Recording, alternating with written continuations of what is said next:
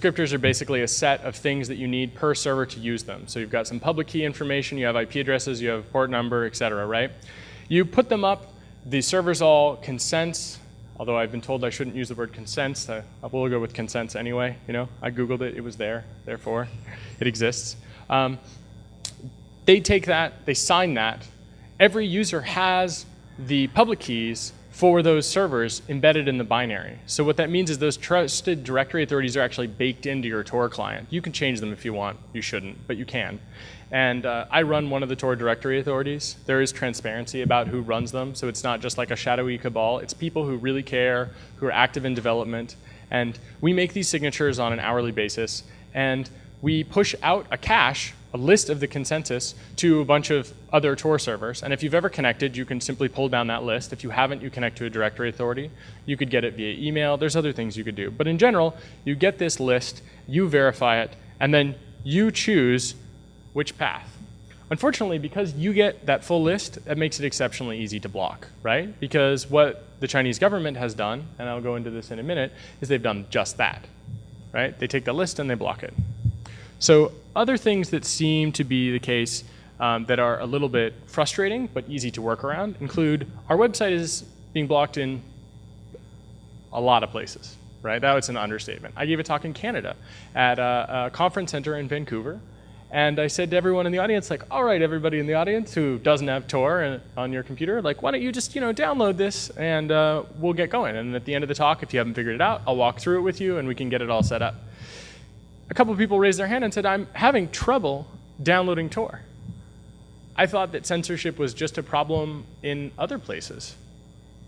And it turns out that even in Canada, at I think it was maybe TELUS, the TELUS Conference Center, I forget, they had been filtering Tor.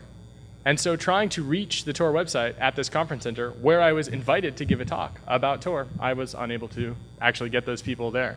And that was part of the reason that we wrote Get Tor. And so what we did was we went back to like the idea of how wares trading used to work way, way back in the day, and we wrote a small robot that delivers Tor via email. So if you have access to an SMTP server, you can download a copy of Tor along with digital signatures. And it's easy to find the public keys that sign it on the internet, as well as by asking us if you're really worried about it. And so you can very easily just download Tor this way. And it turns out that this is like extremely effective. For right now, we get something like, I think we had 30 million downloads of Tor or 40 million downloads of Tor last year. And that's pretty good. That's a significant amount of bandwidth. And these are the people that every day were having issues downloading Tor, and they used the mail robot instead. And this spiked. At one point when I was doing a training in Hong Kong, I had this, I think, somewhere like several thousand people use this because the Great Firewall of China was supposedly about to change its rules and block all Google services, so people were terrified that Gmail would be blocked. They have a Twitter clone in China, and someone on the Twitter clone said, hey everybody, if you're worried, and you should get a copy of Tor right now and download this, and you will be able to get around the filtering when it happens. And so we saw like thousands of people send emails asking for copies of Tor. And so it's a little ghetto, right? But that's because this is not exactly how the internet is supposed to work. We are treating censorship as damage and routing around it, as John Gilmore is most famously quoted for saying. It works though, because it's really hard to do SMTP filtering, right? So it's not exceptionally hard to block this if they have control of all the mail servers, but Start TLS makes that a little more difficult. Opportunistic encryption makes that a little more difficult. And because we released this program as free software, people in their communities that were able to punch through the firewall were able to download and mirror Tor and mirror all the stuff that GetTor hands out, and then they just set up an email address that has nothing with Tor in the name at all. And now they are able to distribute it back to their communities. And they have set up systems of resistance within their own communities that are totally decentralized from us.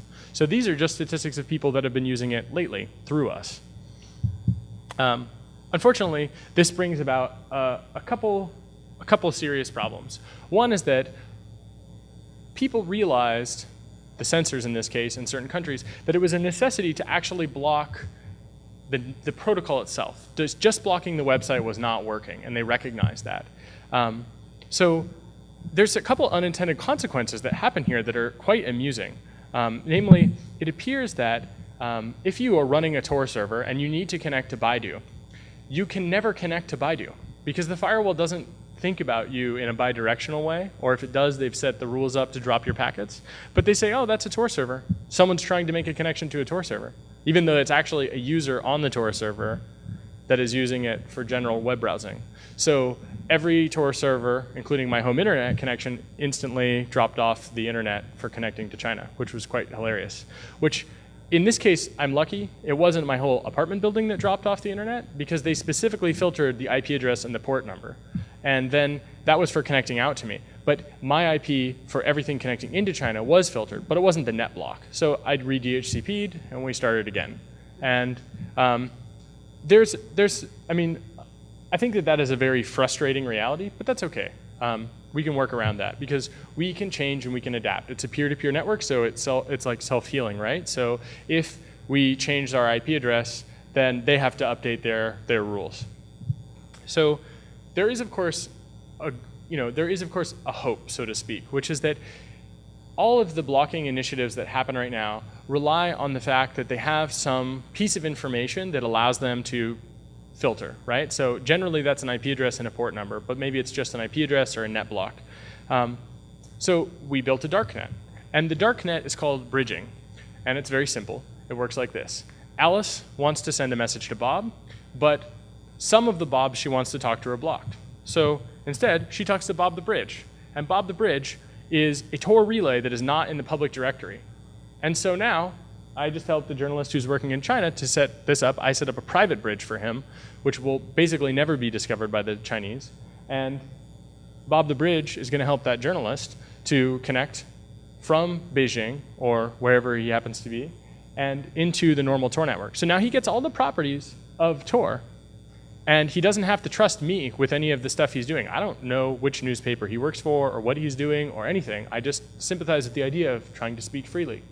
And so I've given him access to this system. And as you can see, blocked Alice down there doesn't have a friend outside, which is a little bit too bad for her. And so she can't connect to the public Tor network. And in theory, she probably can't connect to very much else either. So bridging is really useful. But there's public bridges and there are private bridges. So we split up a list of bridges and we give them out to different people depending on the context. So if someone visits bridges.torproject.org, the website, they get a list of bridges, and they get a list of bridges returned based on geo-IP information about them. If they use Tor to connect to it, they also are treated as one unit. They're treated equally. And we give that to them because we think it's basically impossible to control how to give that information out over the long term, but in the short term, we think we can help people with that. And when IP addresses rotate, for example, it's possible for certain Tor clients, if they still have access to one working bridge, to rekey and to talk to the bridge authority and get an IP address again. So it heals, even if some of the bridges block, as those bridges change, they automatically start working again. And so this is a much harder thing for people to block. And it really works too. So the People's Republic of China's 60th anniversary was a monumental occasion, right? I mean, this is a really big deal. And it was the first time we saw a major blocking event in China. This is a server I run in Holland that pushes somewhere around, I mean, right now, at the moment it's not, but at the time it was pushing somewhere between 100 and 300 megabits a second of traffic. That's a bit, right? Fair bit. It's sponsored by a really nice gentleman who started the internet service provider Access for All, Rob Gongrip, and he's a super cool guy. So a lot of thanks to him actually for this, because you can see until this blocking happened, this is just statistical averaging with some privacy involved here, because we don't actually collect the IP addresses. But we saw around 10,000 individual unique Tor clients connecting to my relay every day. And then around the anniversary, but not quite up to the anniversary, just right before it, we saw that we went from 10,000 to 0 with a little bump. A little bump was a hiccup in their system probably. But we can actually look at this and we can see that this is a graph of oppression. Right there, right? If you're wondering what censorship and oppression looks like on the internet, that's it right there. And if you're wondering what it looks like when people fight back, it looks like that, right? So every single person that was using Tor, we think, that wanted to get around Tor not working, instead of downloading a new update or something, they learned about bridges, they got bridges, and they used them exactly at the same time. So see that again, right there? like that, right?